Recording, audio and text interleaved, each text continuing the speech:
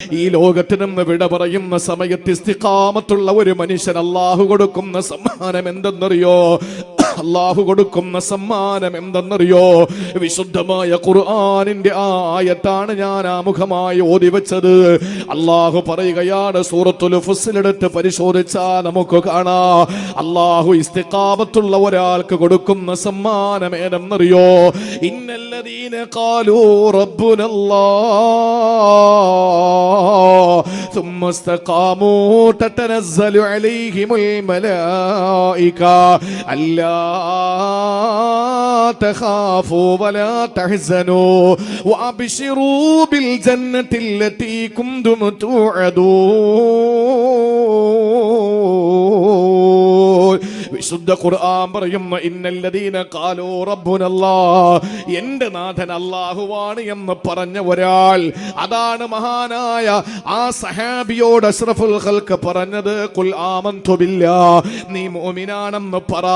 അതിന്റെ മറ്റൊരു പദമാണ്, അല്ലെങ്കിൽ മറ്റൊരു വെർഷനാണ് അല്ലാഹ് പറയുന്നത്, ഇന്നല്ലദീന ഖാലൂ റബ്ബുനല്ലാഹ്, എൻ്റെ റബ്ബ് അല്ലാഹുവാണ് എന്ന് പറയുന്ന ആളുണ്ടല്ലോ, അത് ആണാകട്ടെ പെണ്ണാകട്ടെ പണ്ഡിതനാകട്ടെ പാമരനാകട്ടെ കുബേരനാകട്ടെ കുചേലനാകട്ടെ, എന്റെ റബ്ബ് അല്ലാഹുവാണ് എന്ന് പറയുന്ന ഒരാൾ, അത് പറഞ്ഞാൽ മാത്രം പോരാ, സുമ്മസ്തഖാമു, അതിൽ അടിയുറച്ചു നിൽക്കേണ്ടതുണ്ട്, അതിൽ അടിയുറച്ചു നിൽക്കേണ്ടതുണ്ട്.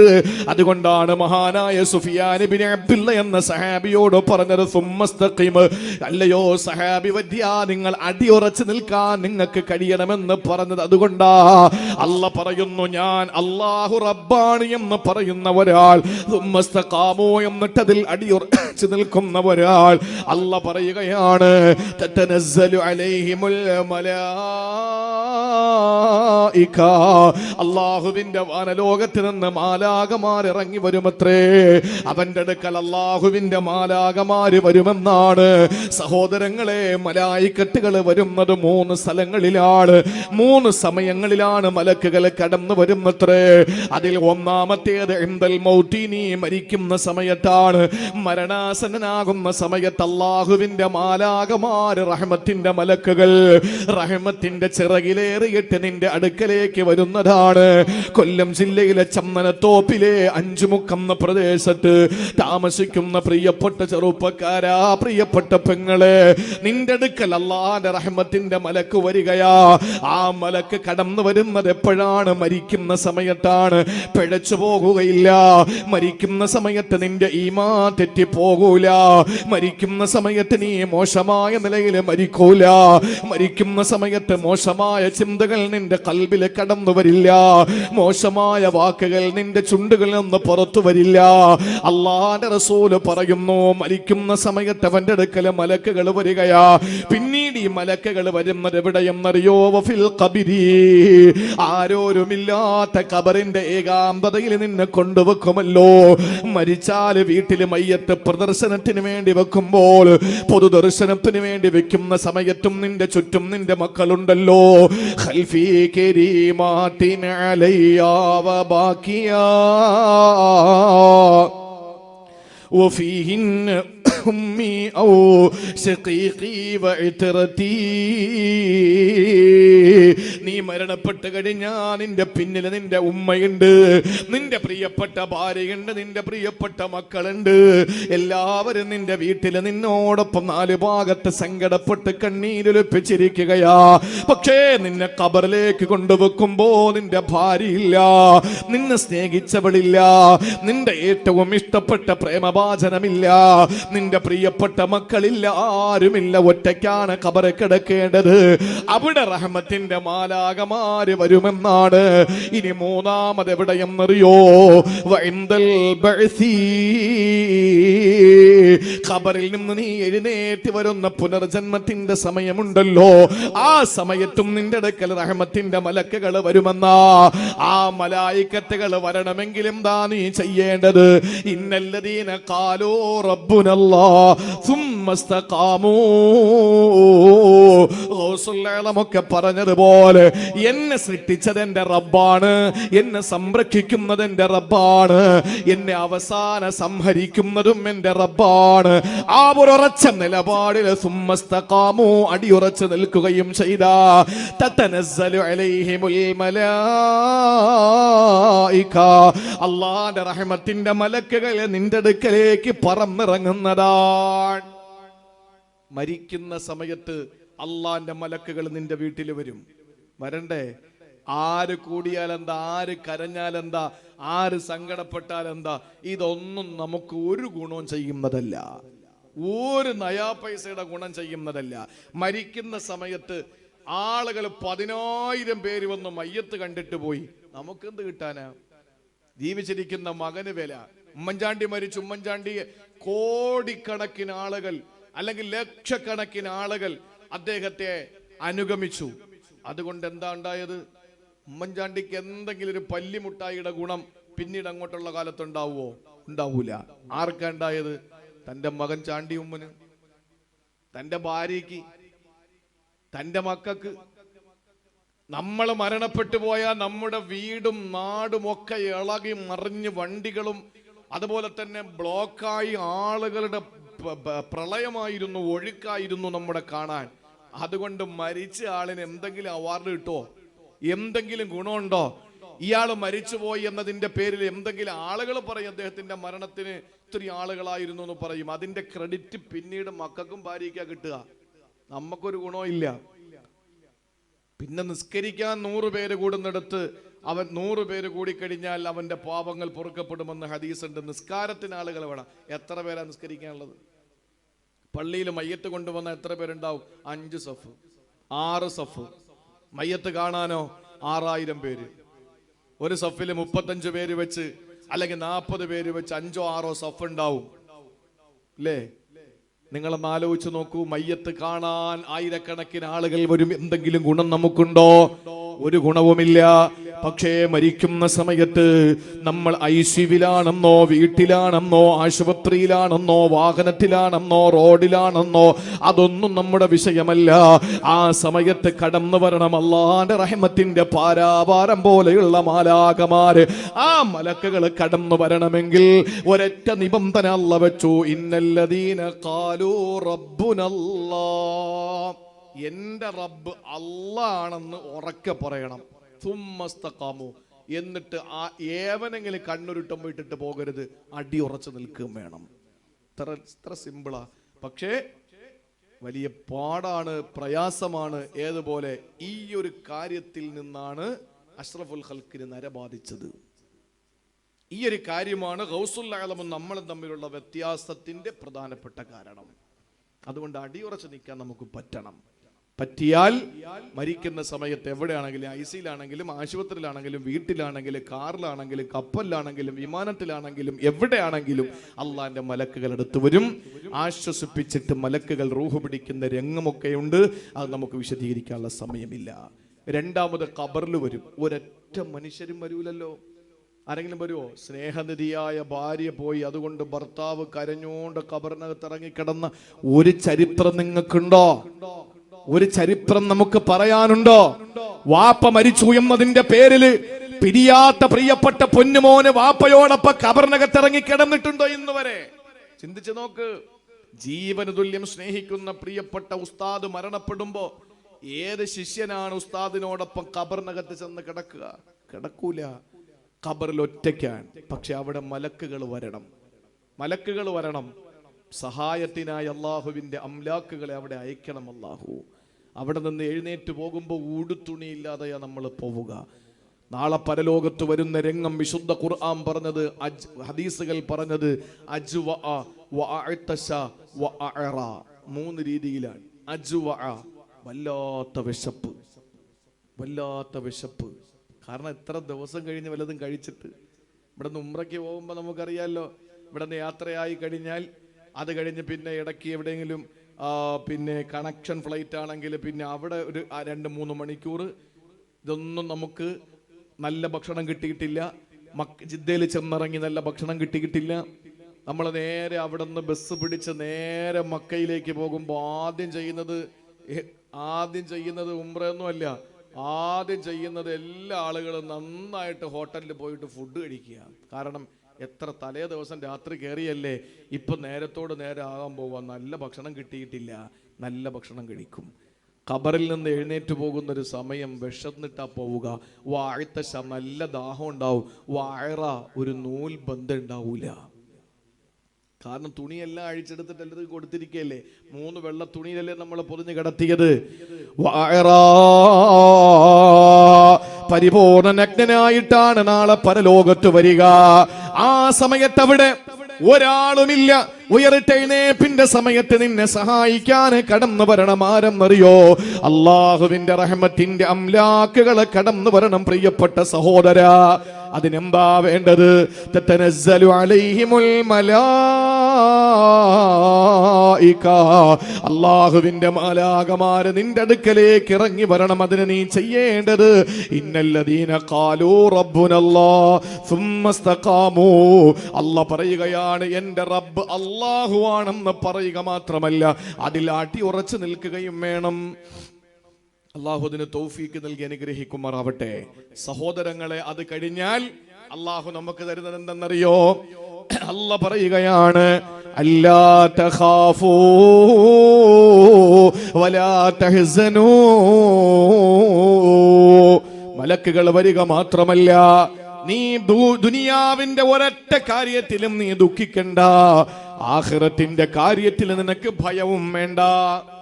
ദുനിയാവിന്റെ വിഷയത്തിൽ ദുഃഖം എന്താണ്? അവന്റെ ഭാര്യ, അവന്റെ മക്കൾ, അവന്റെ കുടുംബം, ഇതൊക്കെ ഉപേക്ഷിച്ചിട്ട് അവൻ പോകുന്നത്, കൂട്ടുകാര് ഇതൊക്കെ ഉപേക്ഷിച്ചിട്ട് ഗൾഫിലേക്ക് പോകുന്ന ഒരാള് അവിടെ ചെന്നാൽ പിന്നെ എന്താകുമെന്ന ആലോചനയിൽ ഭയം, ഇവിടെ എവരെ ഉപേക്ഷിച്ചതിന്റെ ദുഃഖം. ഇതാണല്ലോ ഒരു പ്രവാസിയുടെ അവസ്ഥ. അല്ലാഹ് പറയാ, നീ ഈ ഭൗതിക ലോകത്ത് നിന്ന് സർവ്വതും ഉപേക്ഷിച്ചുകൊണ്ട് അള്ളാഹുവിലേക്ക് യാത്രയാകുമ്പോ അല്ലാഹ് ഏകനാണെന്നും അതിൽ അടിയുറച്ച് നിൽക്കാനുള്ള മനസ്ഥിതി നിനക്കുണ്ടെങ്കിൽ അവര് വന്നിട്ട് പറയും, ആരും മലായിക്കത്തുകൾ വന്നിട്ട് പറയും, മരണസമയത്തും പറയും, ഖബറിലും പറയും, എഴുന്നേക്കുന്ന സമയത്തും പറയും, അല്ലാ തഖാഫൂ, പേടിക്കല്ലേ പേടിക്കല്ലേ, വലാ തഹ്സനൂ, ദുഃഖിക്കരുതേ ദുഃഖിക്കരുതേ, വഅബ്ശിറൂ ബിൽ ജന്നത്തില്ലതീ കുന്തും തുഅദൂൻ, വഅബ്ശിറൂ ബിൽ ജന്നത്തില്ലതീ കുന്തും തുഅദൂൻ. അല്ലാഹു നിങ്ങൾക്ക് വഅദ ചെയ്തിട്ടുള്ള സ്വർഗ്ഗം, ആ സ്വർഗ്ഗം നിങ്ങൾക്ക് തന്നിരിക്കുന്നു, അല്ലാഹു നിങ്ങൾക്ക് തരുന്നു. അതിന്റെ സുവിശേഷം അറിയിക്കുകയാ, സുവാർത്ത തരികയാണ്. നിങ്ങൾക്ക് അല്ലാഹു സ്വർഗ്ഗം തരികയാണ്. ഇതൊക്കെ നമുക്ക് ചെയ്യുന്ന ആളുകൾ, ഇതൊക്കെ കിട്ടുന്ന ആളുകൾ, അവരാണ് ഔലിയാക്കള്. അവർക്ക് മരിക്കുന്നു എന്ന് പറഞ്ഞ ഒരു പ്രശ്നമില്ല. റസൂലുള്ളാഹിന്റെ കഥ എത്ര എണ്ണം നമ്മൾ കേട്ടതാണ്. ഒരുപാട് കേട്ട് തഴമ്പിച്ചു പോയൊരു കഥയുണ്ടല്ലോ. റസൂലുള്ളാഹിന്റെ മുമ്പിൽ അദ്ദേഹം പരിശുദ്ധമായ നസീഹത്ത് നടത്തിക്കൊണ്ടിരിക്കുമ്പോഴാണല്ലോ, വലിയ മുതലാളിയാണ്, കപ്പല് മറിഞ്ഞു എന്ന് പറഞ്ഞ് നമുക്കറിയാലോ. കപ്പല് മറിഞ്ഞു എന്ന് പറഞ്ഞിട്ട് വന്ന് പറയുമ്പോ അദ്ദേഹം ഒരു സെക്കൻഡ് ഇങ്ങനെ ഒന്ന് ചിന്തിക്കാൻ, ഉടനെ പറഞ്ഞു അൽഹംദുലില്ലാ, കപ്പൽ ഇത്രയും നാളത്തെ സ്വത്ത്, ഇത്രയും നാള് സമ്പാദിച്ചത്, ഇതൊക്കെ ബിസിനസ്സിന് ഇറക്കിയിട്ട് ആ ബിസിനസ് ചരക്കുമായിട്ട് വന്ന ചരക്ക് കപ്പൽ കടലിന്റെ മധ്യഭാഗത്ത് വെച്ച് മറിഞ്ഞിരിക്കുന്നു, സർവ്വതും നശിച്ചിരിക്കുന്നു എന്ന് ശിഷ്യൻ വന്നിട്ട് പറയുമ്പോ ഉസ്താദ് പ്രസംഗത്തിലാണ്. അപ്പൊ ഒരു നിമിഷം ഇങ്ങനെ ഇങ്ങനെ പകച്ചു നിന്നു. എന്നിട്ട് ഉടനെ പറഞ്ഞു അൽഹംദുലില്ലാ. ഉടൻ തന്നെ വേറൊരാൾ ഓടിക്കൊണ്ട് വന്നിട്ട് പറഞ്ഞു, തങ്ങളെ നമ്മുടെ സാധനമല്ല. അപ്പോഴും ഒരു സെക്കൻഡ് ഇങ്ങനെ ഒന്ന് ആലോചിച്ചിട്ട് പറഞ്ഞു അൽഹംദുലില്ലാ. സദസ്യര് ചോദിച്ചു, എന്താ നിങ്ങൾ ഈ പറഞ്ഞത്? രണ്ടാമത് പറഞ്ഞ ഞങ്ങൾക്ക് മനസ്സിലായി. അപ്പോഴും ഞങ്ങൾക്ക് സംശയം, ഒരു നിമിഷം നിങ്ങളൊന്ന് ആലോചിച്ചത് എന്താ? ആദ്യം നിങ്ങൾ എന്തിനാ അൽഹംദുലില്ലാ പറഞ്ഞത്? ആ സമയത്ത് ഗൗസുൽ ആലം പറഞ്ഞ വാക്കെന്തെന്നറിയോ? എന്റെ സർവ്വ സ്വത്തുക്കളും കടലിൽ മുങ്ങിത്താണു എന്ന് പറഞ്ഞപ്പോ ഞാൻ ഒരു നിമിഷം എന്റെ കൽബിലേക്ക് നോക്കി, കൽബിന് എന്തെങ്കിലും ഭാവവ്യത്യാസം ഉണ്ടോ എന്നറിയാൻ. നോക്കുമ്പോ കുഴപ്പമൊന്നുമില്ല. ഞാൻ അൽഹംദുലില്ലാ എന്ന് പറഞ്ഞു. രണ്ടാമത് എന്റെ കപ്പലല്ല മറിഞ്ഞത്, മറ്റാരുടെയോ കപ്പലാണെന്ന് പറഞ്ഞപ്പോൾ എന്റെ സ്വത്തുക്കൾ നശിച്ചില്ലല്ലോ, അൽഹംദുലില്ലാ. അല്ല, ഞാൻ അങ്ങനെയല്ല ചിന്തിച്ചത്. ഞാൻ പെട്ടെന്ന് എൻ്റെ കൽബിലേക്ക് നോക്കി. എന്റേതല്ല, എൻ്റെ സ്വത്തുക്കൾ സുരക്ഷിതത്വമുണ്ട് എന്ന് കേട്ടപ്പോ എൻ്റെ മനസ്സിൽ എന്തെങ്കിലും ഭാവവ്യത്യാസം വന്നോ, സന്തോഷം കൂടിയോ? ഞാൻ നോക്കിയപ്പോ കൂടിയിട്ടില്ല. അൽഹംദുലില്ലാഹ്. ഇതൊക്കെ എൻ്റെ കൽബിന്റെ വെളിയിലാണ്. ഇതൊക്കെ എൻ്റെ കൽബിന്റെ വെളിയിലാണ്. അതുകൊണ്ടാണ് ഗൗസുൽ ആലമീൻ നിലയിലെത്തിയത്. അതുകൊണ്ട് ആ സഹോദരങ്ങളെ, അല്ലാ തഖാഫൂ വലാ തഹ്സനൂ, അവർക്ക് ഭൗതിക ലോകത്ത് നഷ്ടകഷ്ടങ്ങളിൽ ദുഃഖമില്ല, ആഖിറത്തെ പറ്റിയിട്ട് യാതൊരു ഭയവുമില്ല. അങ്ങനെയുള്ള മഹത്തുക്കൾ ആ നിലയിലെത്തപ്പെട്ടത് എന്തിന്റെ പേരിലാണ്? അവർ അല്ലാഹു ഏകനാണെന്ന് പറയുക മാത്രമല്ല, അതിൽ അടിയുറച്ച് നിന്നതിന്റെ പേരിലാണ്. അല്ലാഹു നമുക്കതിനുള്ള തൗഫീക്ക് നൽകി അനുഗ്രഹിക്കുമാറാവട്ടെ. ബഹുമാനപ്പെട്ട സയ്യിദ് 7:30 തുടങ്ങണമെന്ന് പറഞ്ഞു, 9:30 അവസാനിപ്പിക്കണമെന്ന് പറഞ്ഞു. പക്ഷേ മനോഹരമായി നമ്മുടെയൊക്കെ പണ്ടുള്ള നമ്മുടെ മതപ്രസംഗത്തിന്റെ അവസ്ഥയൊക്കെ എന്ന് പറഞ്ഞാൽ ബുറുദ ഓതാറുണ്ട്. പരിശുദ്ധമായ ബുറുദ ഓതി ചിലപ്പോ ആ ബുറുദ മൊത്തത്തിൽ ഓതിയാൽ പോലും പ്രാസംഗികനെത്തൂല. ഇത് ഓതിയിട്ട് എല്ലാ മുസീബത്തുകളും മാറുമായിരുന്നു, എല്ലാ പ്രയാസങ്ങളും മാറുമായിരുന്നു. ശേഷം 2 മണിക്കൂർ പ്രസംഗം. നമ്മുടെ സദസ്സുകളൊക്കെ അതൊക്കെ വളരെ അന്യം നിന്നു. ഇപ്പോ നമ്മൾ ബുറുദ ഓതുന്നുണ്ട്, അതൊക്കെ നമ്മുടെ കൽബിനും കാതിനും ഇമ്പം തോന്നുന്ന രീതിയിലുള്ള ദഫിന്റെ അകമ്പടിയോട് കൂടിയിട്ടാണ്. എന്നായിരുന്നാലും അൽഹംദുലില്ലാഹ് ചൊല്ലിയത് ബറക്കത്താണ്. അപ്പൊ അതുകൊണ്ട് തന്നെ അതിന് നമ്മളൊരു അവസരം കൊടുത്തു. 8:30 മണിയാകേണ്ടി വന്നു. 8:30 മണിയായി നമ്മൾ തുടങ്ങിയപ്പോൾ ഇപ്പം മണി 10 ആകാൻ പോവാൻ. എൻ്റെ പ്രിയപ്പെട്ട സഹോദരങ്ങളെ, ഇനി അരമണിക്കൂർ മാത്രമേ നമുക്ക് അവശേഷിക്കുന്നുള്ളൂ. ഒരു മനുഷ്യന്റെ നിലനിൽപ്പ് ഇസ്തിഖാമത്തിലൂടെ മാത്രമേ നമുക്ക് വിലായത്തിന്റെ പദവിയിലേക്ക് എത്തിച്ചേരാൻ പറ്റുകയുള്ളൂ എന്ന് പറഞ്ഞ് ഞാൻ അവസാന ഭാഗങ്ങളിലേക്ക് പോവുകയാണ്. എങ്ങനെ നമുക്കിത് നേടിയെടുക്കാം? ഞാൻ ഈ പറയുന്നത് എൻ്റെ പ്രിയപ്പെട്ട സഹോദരങ്ങൾ കൃത്യമായി ഫോളോ ചെയ്യണം.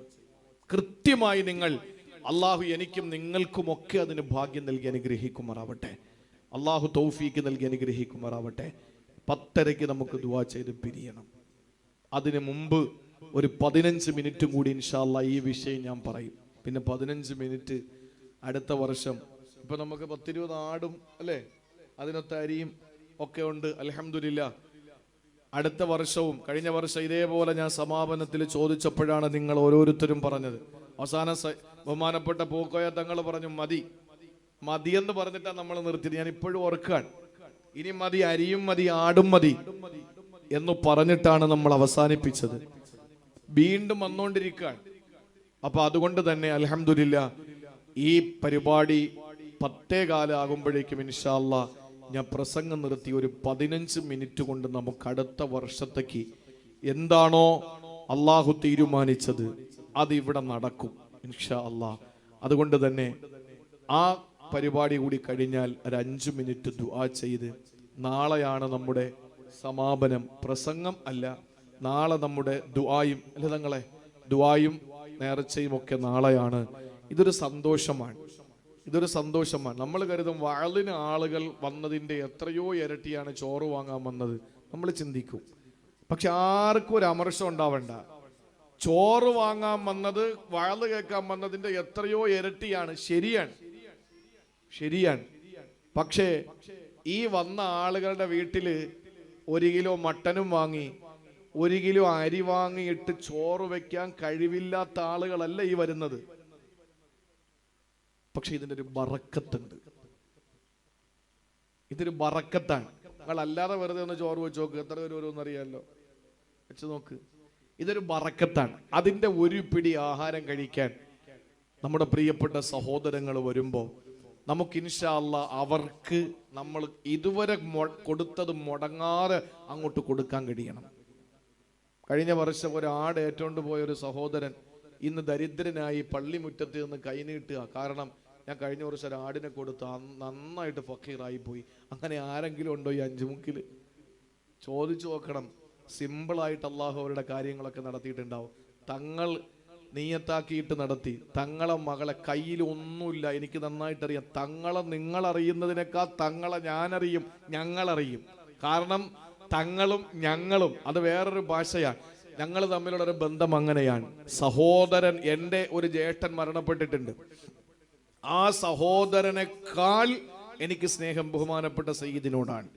തങ്ങൾക്ക് തങ്ങളുടെ അനുജനോടുള്ള സ്നേഹത്തെക്കാൾ കൂടുതൽ എന്നോടാണ്. ആ ഒരു ആത്മബന്ധം മുറിച്ചു മാറ്റാൻ പറ്റാത്ത ബന്ധമാണ്. അതുകൊണ്ട് തങ്ങളെ നിങ്ങളെക്കാൾ എനിക്കറിയാം.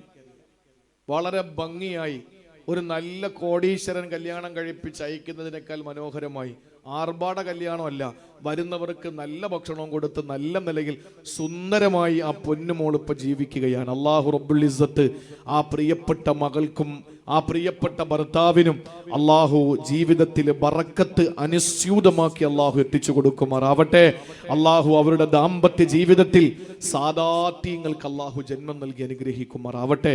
എല്ലാ അപകട വിഷമ പ്രയാസ പ്രാരാബ്ധങ്ങളിൽ നിന്ന് അല്ലാഹു കാത്തുരക്ഷിക്കട്ടെ.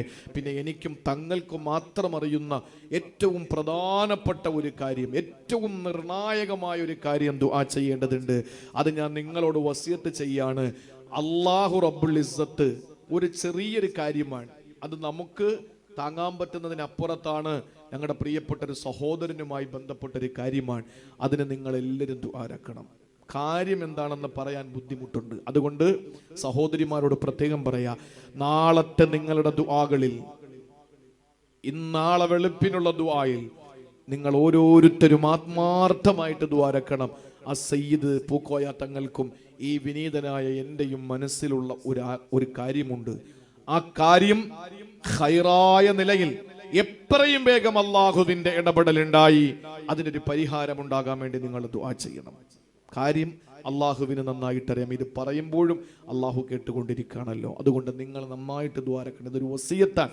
അത്രയും ഇമ്പോർട്ടൻ്റ് ആയ ഒരു വിഷയമായതുകൊണ്ടാണ് ഞാൻ നിങ്ങളോട് പറയുന്നത്. അള്ളാഹു ഈ സദസ്സിന്റെ ബറക്കത്ത് കൊണ്ട്, ഈ അനുഗ്രഹീതമായ പുണ്യമായ സദസ്സിന്റെ മജ്ലിസിന്റെ ബറക്കത്ത് കൊണ്ട്, അള്ളാഹുവേ കരുണയുള്ള തമ്പുരാനെ, ജഗപരിപാലകനായ അള്ളാഹുവേ ഞങ്ങൾ ഉദ്ദേശിക്കുന്ന പ്രിയപ്പെട്ട സഹോദരന്റെ ആ പ്രയാസം നീ മാറ്റി കൊടുക്കണേ തമ്പുരാനെ. വിഷമകരമായ അവസ്ഥയിൽ നിന്ന് രക്ഷപ്പെടുത്തി അള്ളാഹുവേ നാളത്തെ പുലരി സന്തോഷത്തോടെ ഞങ്ങളെ വിളിച്ച് ആ സന്തോഷം പങ്കുവെക്കുന്നതിന് നീ ഇടയാക്കണം തമ്പുരാനെ. ഇൻഷാ അല്ലാഹ് നിങ്ങൾ ആത്മാർത്ഥമായിട്ട് ദ്വാരക്കുക. അതുകൊണ്ട് ഞാൻ എന്തെങ്കിലും നമ്മുടെ ജീവിതത്തിൽ അമലുകൾ ചെയ്യണ്ടേ. അതുകൊണ്ട് ഞാൻ ഈ പറയുന്ന കാര്യങ്ങൾ ഇന്നു മുതൽ എൻ്റെ എല്ലാ പിതാക്കന്മാരും എല്ലാ സഹോദരിമാരും 1000 വട്ടം എന്നോട് പറഞ്ഞിട്ടാ ഒരു വട്ടം നിങ്ങളോട് പറയുന്നത്. ഈ ഇസ്തിഖാമത്ത് നമുക്ക് മുറുകെ പിടിക്കണം, അത് നിലനിർത്തണം, നമുക്ക് അത് നമ്മുടെ ജീവിതത്തിൽ ഉണ്ടാക്കിയെടുക്കണം. അതിനെന്താ നമ്മൾ വേണ്ടത്? ആദരവായ പ്രവാചകൻ സല്ലല്ലാഹു അലൈഹി വസല്ലമ തങ്ങൾ പറയുകയാണ്, ഇസ്തഖീമൂ. ഇമാം അഹ്മദ് തന്റെ മുസ്നദിൽ രേഖപ്പെടുത്തിയ ഹദീസാണ്. അല്ലാഹുവിന്റെ ഹബീബ് പറയുകയാണ്, ഇസ്തഖീമൂ, നിങ്ങൾ ഇസ്തിഖാമത്തുള്ളവരാകണേ. വഅലമൂ അന്ന ഖൈറ അഅമാലികും അസ്സലാ. അറിയണേ, നിങ്ങളുടെ അമലുകളിൽ ഏറ്റവും ശ്രേഷ്ഠമായത് നിസ്കാരമാ. സഹോദരങ്ങളെ ചിന്തിക്കണേ, ഇസ്തിഖാമത്ത് മുറുകെ പിടിക്കാൻ ഇതിനപ്പുറം വേറെ വഴിയൊന്നുമില്ല. ഒരു മനുഷ്യൻ 5 നേരത്തെ നമസ്കാരം കൃത്യമായി നിർവഹിച്ചു കഴിഞ്ഞാൽ അവൻ ഇസ്തിഖാമത്തുണ്ടാകുമെന്ന് ഈ ഹദീസിലൂടെ വ്യക്തമാണ്. ഇസ്തഖീമോ, ഇസ്തിഖാമത്തുണ്ടാകണേ എന്ന് പറഞ്ഞിട്ട് റസൂലുള്ള പറയുകയാണ്, വഅലമൂ, നിങ്ങൾ അറിയണേ, അന്ന ഖൈറ അഅമാലികും അസ്സലാ. 5 നേരത്തെ നിസ്കാരമാണ് നിങ്ങൾക്ക് ഏറ്റവും ശ്രേഷ്ഠമായ അമല്. അതുവഴിയാണ് ഇസ്തിഖാമത്ത് ഉണ്ടാവുക. സുബഹി നിസ്കാരം കഴിഞ്ഞു. സുബഹി നിസ്കാരം കഴിഞ്ഞ് വെളിയിലേക്ക് ഇറങ്ങുമ്പോൾ അടുത്ത ഓരോ മനുഷ്യന്റെ ചിന്ത എന്താണ്? ഒരു വാഹനം യാത്രയ്ക്ക് വേണ്ടി തയ്യാറെടുക്കുകയാണ്, ദീർഘദൂര യാത്രയാണ്, അല്ലെങ്കിൽ വാഹനം കയറുകയാണ്, അല്ലെങ്കിൽ മറ്റു ജോലി ചെയ്യുകയാ. ഒരു സത്യവിശ്വാസിയുടെ ചിന്ത എന്തായിരിക്കും? ലൊഹറിന് എവിടെ എത്തും? ലൊഹർ എത്ര മണിക്കാ? ഈ ഒരു ചിന്തയായിരിക്കും. ലൊഹർ നിസ്കരിക്കാനുള്ള വ്യഗ്രത. ളുഹർ നിസ്കാരം കഴിഞ്ഞാൽ അവന്റെ മനസ്സിന്റെ ചിന്ത അസറിന് എവിടെയാണ് ഞാൻ എത്തുക, അസർ എവിടെയാണ് ഞാൻ എത്തുക, അസർ നിസ്കരിക്കണമല്ലോ, അസറിന്റെ സമയമായല്ലോ. ആ ഒരു ചിന്ത അവന്റെ മനസ്സിൽ വരികയാ. അസർ കഴിഞ്ഞാൽ മഗ്രിബിനെ പറ്റിയിട്ടുള്ള ചിന്തയാ, മഗ്രിബ് കഴിഞ്ഞാൽ ഇശാഇനെ പറ്റിയിട്ടുള്ള ചിന്തയാ, രാത്രി കിടന്നുറങ്ങിയാൽ നേരം വെളുത്താൽ സുബഹി നിസ്കരിക്കുന്ന ചിന്തയാ. ഒരു മനുഷ്യന്റെ ജനനം മുതൽ ആഖിറം വരെ 5 നേരത്തെ നിസ്കാരം സൂചിപ്പിക്കുകയാണ്. അറിയോ? ജനനം മുതൽ സൂര്യൻ ഉദിക്കുന്നതിന് മുമ്പല്ലേ സുബഹി. സുബഹി സൂര്യൻ ഉദിച്ചു കഴിഞ്ഞാൽ പിന്നെ സുബഹിയുടെ ടൈം കഴിഞ്ഞു. ഈ സൂര്യോദയത്തിന് മുമ്പുള്ള ഈ സുബഹി നിസ്കാരം ഒരു മനുഷ്യന്റെ ഉദയത്തെ സൂചിപ്പിക്കുക എന്ന് പറഞ്ഞാൽ അവന്റെ ജനനത്തെ സൂചിപ്പിക്കാൻ. അത് കഴിഞ്ഞിട്ട് സൂര്യൻ ഇങ്ങനെ കിഴക്ക് നിന്ന് ഉയർന്നുയർന്ന് നേരെ നട്ടുച്ച നേരത്ത് നമ്മുടെ തലയ്ക്ക് മീതെ വരുമ്പോൾ ഒരു നിഴല് പോലെ കാണാൻ പറ്റാതെ നമ്മുടെ ശരീരത്തിന്റെ നിഴല് കാലിനടിയിൽ ഒളിക്കുകയാ. ആ സമയത്ത് നട്ടുച്ച നേരമാണ്, വല്ലാത്ത തിളപ്പാണ്, ചോര തിളയ്ക്കുകയാ, ചൂട് കഠിനമാവുകയാണ്. ആ സമയം സൂചിപ്പിക്കുന്നത് ളുഹർ, ആ സമയം ളുഹറിന്റെ സമയമാണ്. അതൊരു മനുഷ്യന്റെ യുവത്വത്തെയാണ് സൂചിപ്പിക്കുന്നത്. കാരണം ജനിച്ചു കഴിഞ്ഞ് അവന് യുവാവാകുന്ന സമയത്ത് അങ്ങോട്ട് തിളക്കിയ ചൂട്, ചോര തിളക്കിയാണ്. ളുഹറിന്റെ സമയം ഭയങ്കരമായിട്ട് പ്രഷറല്ലേ, ചൂട്. ഈ ചൂട് സമയത്ത് നമ്മുടെ ശരീരത്തിന് വല്ലാത്ത രക്തത്തിന്റെ തിളപ്പല്ലേ, അത് ളുഹറിന്റെ സമയമാണ്. അതേപോലെ മനുഷ്യന്റെ യുവത്വത്തെ അറിയിക്കുകയാണ് ളുഹർ നിസ്കാരം. അത് കഴിഞ്ഞ് പടിഞ്ഞാറേക്ക് സൂര്യൻ ഇങ്ങനെ അസ്തമിച്ചു വരികയാണ്, പടിഞ്ഞാറേക്ക് ഇങ്ങനെ ചാഞ്ഞു വരികയാണ്. അതൊരു മനുഷ്യന്റെ അസർ നിസ്കാരത്തെ സൂചിപ്പിക്കുന്ന അസർ നിസ്കാരമാണ്. ആ ടൈമിൽ ഇങ്ങനെ പടിഞ്ഞാറേക്ക് ഇങ്ങനെ കുനിഞ്ഞു വരുമ്പോൾ പഴയ ചൂടും തിളപ്പും ഒന്നും ഇപ്പൊ സൂര്യനില്ല, എങ്കിലും ചെറിയ ചൂടും വെട്ടമൊക്കെ ഇപ്പോഴും ഉണ്ട്. അതൊരു മനുഷ്യന്റെ വാർദ്ധക്യമാണ്. പഴയതുപോലെ ഇപ്പൊ വലിയ ആരോഗ്യമൊന്നുമില്ല, സ്റ്റെപ്പ് കയറാൻ പറ്റുന്നില്ല, അതുപോലെ തന്നെ നല്ലപോലെ ഭക്ഷണം കഴിക്കാൻ പറ്റുന്നില്ല, കണ്ണിന് കാഴ്ച മങ്ങി, കാതിന് കേൾവി ശക്തി മങ്ങി, സംസാരശേഷിക്ക് വിക്ക് വരുന്നു, അതുപോലെ തന്നെ കൈക്കും കാലിനും ബലക്കുറവുണ്ട്. ഇതൊക്കെ ഒരു മനുഷ്യൻ ഉണ്ടാകുമ്പോഴും അവന്റെ ആ ഒരു ചൂടും അവന്റെ വെട്ടവും വെളിച്ചവും ഒക്കെ മങ്ങിയിട്ടില്ലല്ലോ. ഇത് അസർ നിസ്കാരം മനുഷ്യന്റെ വാർദ്ധക്യത്തെ സൂചിപ്പിക്കുകയാ. ഒന്ന് കുനിഞ്ഞല്ലോ സൂര്യൻ പടിഞ്ഞാറേക്ക്, ഈ മനുഷ്യനും ഇങ്ങനെ ഒന്ന് കുനിഞ്ഞു, വാർദ്ധക്യം. അത് കഴിഞ്ഞ് സൂര്യന് പടിഞ്ഞാറന് ചക്രവാളത്തിൽ അസ്തമിക്കുമ്പോൾ സൂര്യനതാ മറഞ്ഞിരിക്കുകയാണ്. പക്ഷേ പള്ളിയിൽ വരുന്ന ആളുകളെ മുഖതാവിൽ കാണാൻ പറ്റുകയാ, എല്ലാവരെയും തമ്മിൽ കാണാൻ പറ്റുന്ന നിലയ്ക്കതാ മഗ്രിബിന്റെ സമയമായി സൂര്യൻ അസ്തമിച്ചിരിക്കുന്നു. പക്ഷേ ആളുകളെ കാണാനൊക്കെ പറ്റുന്നുണ്ട്. സൂര്യൻ പോയെങ്കിലും ചെറിയ വെട്ടം അവശേഷിക്കുന്നുണ്ട്. ഇത് മനുഷ്യന്റെ മരണമാണ്. അവൻ അസ്തമിച്ചു എങ്കിലും ആളുകൾ പറയും, ഓ കഴിഞ്ഞ മാസം അവനുണ്ടായിരുന്നു, കഴിഞ്ഞ വർഷവും അവനുണ്ടായിരുന്നു, കഴിഞ്ഞ കല്യാണത്തിനും അവനുണ്ടായിരുന്നു എന്നൊക്കെ ആളുകൾ പറയുന്നൊരു സമയം. അത് കഴിഞ്ഞ് ഇഷാ എന്ന് പറയുമ്പോൾ പൊട്ടത്ത് നിൽക്കുന്ന ആളിനെ ലൈറ്റ് ഇടാതെ കാണാൻ പറ്റൂല. സൂര്യൻ മറഞ്ഞുപോയി, സൂര്യനെ പറ്റി ഒരു ചിന്ത പോലും ആർക്കുമില്ല. എല്ലാവരും പാതിരാത്രിയോടടുക്കുന്ന സമയത്തെ വാരിപ്പുണർന്നിരിക്കുകയാ. ഇതൊരു മനുഷ്യന്റെ ആഖിറത്തെയാണ് സൂചിപ്പിക്കുന്നത്. ഇവൻ മരണപ്പെട്ടു പോയി, ആരുടെയും മനസ്സിലവനില്ല, കാണാൻ പറ്റുന്നില്ല മുമ്പിൽ നിൽക്കുന്നയാളിനെ പോലെ എന്നതുപോലെ അവൻ ആരും ഓർക്കുന്നുമില്ല. ഒരു മനുഷ്യന്റെ ജനനം മുതൽ മരണം വരെയുള്ള എല്ലാ ഘട്ടങ്ങളെയും 5 നേരത്തെ നിസ്കാരം സൂചിപ്പിക്കുന്നു എന്ന് ഈ വിനീതന്റെ വാക്കല്ല, ഇമാം റംലി റഹിമഹുല്ലയുടെ വാക്കുകളാണ്. എന്റെ വാക്കെങ്കിലും നിങ്ങൾ വിശ്വസിക്കണ്ട, ഇമാം റംലി തങ്ങൾ പറഞ്ഞ കാര്യമാണ്. അതുകൊണ്ട് 5 നേരത്തെ നിസ്കാരം കൃത്യമായി നിർവഹിക്കുന്നവൻ അള്ളാഹു ഇസ്തിഖാമത്ത് കൊടുക്കും. തീരുന്നില്ല, ഇനി ഒരു കാര്യം കൂടിയുണ്ട്. 5 നേരത്തെ നമസ്കാരം കൃത്യമായി നിർവഹിക്കുന്നതിന് പുറമേ പ്രിയപ്പെട്ട സഹോദരങ്ങളെ ചെയ്യേണ്ടത് എന്തെന്നറിയോ? അതേ ഹദീസിൽ തന്നെ റസൂലുള്ള പറയുകയാണ്, ഇസ്തഖീമു വഅലമു അന്ന ഖൈറ അമാലികുമുസ് സ്വലാ. 5 നേരത്തെ നമസ്കാരമാണ് അമലുകളിൽ ഏറ്റവും ഖൈറായത്. അതുകൊണ്ട് നിങ്ങൾ ഇസ്തിഖാമത്ത് ഉണ്ടാകണേ എന്ന് റസൂലുള്ള പറഞ്ഞിട്ട് തൊട്ടുടനെ പറഞ്ഞതെന്തെന്നറിയോ? വലാ യുഹാഫിളു അലൽ വുളൂഇ ഇല്ലാ മുഅ്മിനൂ. ഒരു സത്യവിശ്വാസിക്കല്ലാതെ വുളൂ സൂക്ഷിക്കാൻ കഴിയില്ലെന്ന് നബി മുഹമ്മദ് മുസ്തഫ. ഒരു സത്യവിശ്വാസിക്കല്ലാതെ വുളൂ സൂക്ഷിക്കാൻ കഴിയില്ല എന്ന് പറഞ്ഞാൽ അതിനർത്ഥം എന്താ? ഒരിക്കൽ മഹാനായ പ്രവാചകൻ നബി മുഹമ്മദ് മുസ്തഫ സല്ലല്ലാഹു അലൈഹി വസല്ലമ തങ്ങൾ ആകാശ ലോകങ്ങളെ കടന്നുപോയി സിദ്റത്തുൽ മുൻതഹ കടന്ന് സ്വർഗ്ഗനരകങ്ങളെ കണ്ട് അല്ലാഹു റബ്ബുൽ ഇസ്സത്തിന്റെ മുനാജാത്ത് കഴിഞ്ഞ് മടങ്ങി വരുന്ന ആ പ്രവാചകൻ, അള്ളാഹുവിന്റെ പ്രിയപ്പെട്ട പ്രവാചകന് ബിലാൽ റളിയല്ലാഹു അൻഹുവിനെ വിളിച്ചിട്ട് പറഞ്ഞു, ബിലാലേ, ഞാൻ നിന്നോട് ചോദിക്കുകയാണ്, നീ എന്ത് അമലാണ് ചെയ്യുന്നത്? നീ എന്ത് അമല് പ്രത്യേകിച്ച് നിനക്കുണ്ട്? അത് നീ ഒന്ന് പറ. അള്ളാഹുവിന്റെ റസൂല് ചോദിക്കുക, ഹദ്ദിത്നി ബി അർജ അമലിൻ അമിൽത ഫിൽ ഇസ്ലാം. നീ മുസ്ലിം ആയതിനു ശേഷം ചെയ്ത ഒരു അമല് നീ എനിക്കൊന്ന് പറഞ്ഞതാ. അള്ളാന്റെ റസൂലെ, എന്താ അതിനിപ്പോ ഇത്രയും വലിയ ഒരു ആശ്ചര്യം എന്തിനാണ് ആ വിഷയത്തിൽ? അള്ളാന്റെ ഹബീബ് പറഞ്ഞു, ബിലാലേ, സമിഅ്തു നഫ്ഫൻ അലൈക ബൈന യദൈ ഫിൽ ജന്ന. ബിലാലേ, സ്വർഗത്തിലൂടെ ഞാൻ ഇങ്ങനെ ഉലാത്തുമ്പോൾ എന്റെ മുന്നിൽ ഞാൻ ചെരുപ്പിന്റെ ശബ്ദം കേട്ടു. ബിലാലേ, ഞാൻ സ്വർഗത്തിലൂടെ ഉലാത്തുന്ന സമയത്ത് എന്റെ മുന്നിലൂടെ നീ നടന്നു പോകുന്ന ശബ്ദം ഞാൻ കേട്ടു. ബിലാലേ, നീ എന്ത് അമലാ ചെയ്തത്? ഹദ്ദിസ്നി ബി അർജ അമലിൻ അമിൽതഹു ഫിൽ ഇസ്ലാം. നീ മുസ്ലിം ആയതിനു ശേഷം എന്ത് അമലാണ് ചെയ്തത്? എനിക്കൊന്ന് പറഞ്ഞതാ.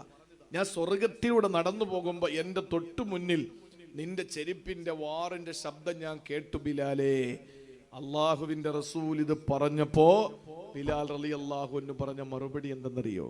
ആ മറുപടി, ഇന്നത്തെ ദിവസം മുതൽ നമ്മുടെ കൂടപ്പറപ്പായി കൊണ്ട് നടക്കണം, എങ്കിൽ ഇസ്തിഖാമത്ത് ഉണ്ടാവും. അത് ഞാൻ പറയുമ്പോൾ തന്നെ നിങ്ങൾക്ക് മനസ്സിലാവും. അള്ളാന്റെ ഹബീബ് സല്ലല്ലാഹു അലൈഹി വസല്ലമ തങ്ങളോട് ബിലാൽ മുഅദ്ദിൻ റളിയല്ലാഹു അൻഹു പറയുകയാണ്, യാ റസൂലല്ലാഹ്, ഞാൻ ഏത് സമയത്തും വുളൂഇലാണ് നബിയേ. വുളൂ മുറിഞ്ഞാൽ പെട്ടെന്ന് ഞാൻ വുളൂ ചെയ്യും. ആ വുളൂ ഞാൻ ചെയ്തു കഴിഞ്ഞാൽ 2 റക്അത്ത് നിസ്കരിക്കും വുളൂവിന് വേണ്ടി. ആ വുളൂ ഞാൻ ഇങ്ങനെ പരിപാവനമായി സൂക്ഷിച്ചു വെക്കും. ഏതെങ്കിലും മനുഷ്യ സഹജമായ ഘട്ടത്തിൽ എന്റെ വുളൂ പോയാ പെട്ടെന്ന് ഞാൻ വുളുവെടുക്കും റസൂലേ, എന്നിട്ട് 2 റക്അത്ത് നിസ്കരിക്കും നബിയേ. എന്നിട്ട് ആ വുളുവിനെ ഞാൻ പരമാവധി സൂക്ഷിക്കും നബിയേ. വുളു പോകുമ്പോ വീണ്ടും ഞാൻ വുളുവെടുക്കും റസൂലേ. ഇതാണ് ബിലാൽ റളിയല്ലാഹു അൻഹു സ്വർഗ്ഗത്തിൽ പോകാൻ ചെയ്ത അമലെങ്കിൽ, സഹോദരങ്ങളെ, അല്ലാഹുവിന്റെ ഹബീബ് സല്ലല്ലാഹു അലൈഹി വസല്ലമ തങ്ങളുടെ മുന്നിലൂടെ ബിലാൽ തങ്ങൾക്ക് നടന്നു പോകാൻ കഴിയത്തക്കവണ്ണം ബിലാൽ തങ്ങൾ ചെയ്ത അമല് ഏത് സമയത്തും വുളൂ ഉണ്ടായിരുന്നു എന്നുള്ളതാ. അല്ലാഹുവിന്റെ റസൂല് പറഞ്ഞു, വലാ യുഹാഫിളു അലൽ വുളൂഇ ഇല്ലാ മുഅ്മിൻ. ഒരു വിശ്വാസിക്കല്ലാതെ വുളൂ സൂക്ഷിക്കാൻ കഴിയില്ല. അതുകൊണ്ട് പ്രിയപ്പെട്ട സഹോദരങ്ങളെ, 5 നേരത്തെ നിസ്കാരം കൃത്യമായി നിർവഹിച്ചാൽ നമ്മുടെ ഈമാൻ ഇങ്ങനെ പുതുക്കിക്കൊണ്ടിരിക്കപ്പെടും. പുതുക്കി നമ്മുടെ ഈമാൻ മാറിക്കൊണ്ടിരിക്കും. അതോടൊപ്പം ഏത് സമയത്ത് വുളൂ കൃത്യമായി എടുക്കുന്ന ഒരാൾ പിന്നെ കള്ളുഷാപ്പിൽ പോവോ? വുളൂ ഉണ്ടെന്നൊരു ബോധമുള്ളവൻ പിന്നെ കള്ളുഷാപ്പിൽ പോവോ? വുളൂ ഉണ്ട് എന്ന് ബോധമുള്ള ഒരാൾ പിന്നെ പരദൂഷണം പറയാൻ നിൽക്കോ? വുളൂ ഉണ്ട് എന്ന് ചിന്തിക്കുന്ന ഒരാൾ പിന്നെ ലോട്ടറി ടിക്കറ്റ് എടുക്കോ? വുളൂ ഉണ്ട് എന്ന് ഉറപ്പുള്ള ഒരാളെ സംബന്ധിച്ചിടത്തോളം മറ്റേതെങ്കിലും തിന്മകളിൽ അയാൾ ചെന്ന് വീഴുവോ? ഇല്ല. എപ്പോഴും മനസ്സിനകത്ത് ഞാനൊരു വുളൂ എടുത്ത ആളാണ് എന്നൊരു ചിന്ത, സ്വയം ഒരു വിശുദ്ധനാണ് എന്ന ഒരു തോന്നൽ അയാൾക്കുണ്ടാവും. മരിക്കേണ്ടി വന്നാലോ വുളൂവോടുകൂടി മരിക്കാൻ പറ്റും. അള്ളാഹു തൗഫീക്ക് നൽകി അനുഗ്രഹിക്കുമാറാവട്ടെ. അള്ളാഹു അതിനുള്ള തൗഫീക്ക് നൽകി അനുഗ്രഹിക്കുമാറാവട്ടെ. ഔസുൽ ആലം മുഹ്യിദ്ദീൻ അബ്ദുൽ ഖാദിർ ജീലാനി റളിയല്ലാഹു അൻഹുവിനെ പോലുള്ള മഹത്തുക്കൾ, ആ മഹാരഥന്മാരായ നമ്മുടെ പ്രിയപ്പെട്ട നേതാക്കന്മാർ, അവര് ഈ ലോകത്ത് ജീവിച്ച് കാണിച്ചു തന്ന മാതൃക അക്ഷരം പ്രതി അനുധാവനം ചെയ്യാൻ അനുയായികളായ നമ്മൾ എവിടെയാണോ തയ്യാറാവുക അവിടെയാണ് ജീലാനി ദിനം അന്വർത്ഥമാവുക. അല്ലെങ്കിൽ നേരത്തെ പറഞ്ഞതുപോലെ മട്ടൻ ബിരിയാണി കഴിക്കാം, ആണ്ടിന് പായസം വെച്ച് കുടിക്കാം. ഇതിനപ്പുറത്ത് വേറെ ഒന്നുമില്ല. നമ്മൾ അവരെയാണ് പിൻപറ്റുന്നതെങ്കിൽ, അവരോടുള്ള ഇഷ്ടത്തിൻ്റെ പേരിലാണെങ്കിൽ ആ പ്രവർത്തനങ്ങൾ നമ്മുടെ ജീവിതത്തിലേക്ക് കടന്നു വരട്ടെ. അള്ളാഹു അതിന് തൗഫീക്ക് നൽകി അനുഗ്രഹിക്കുമാറാവട്ടെ.